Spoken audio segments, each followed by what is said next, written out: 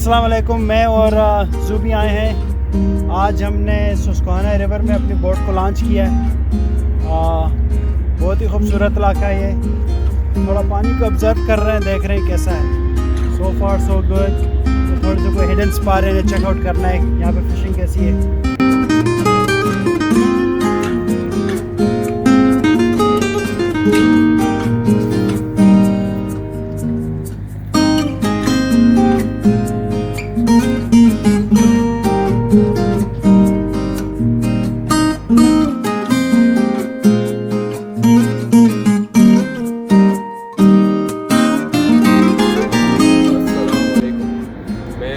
भाई आज फाइनली आज हम सुस्quehanna रिवर पर फिशिंग कर रहे हैं।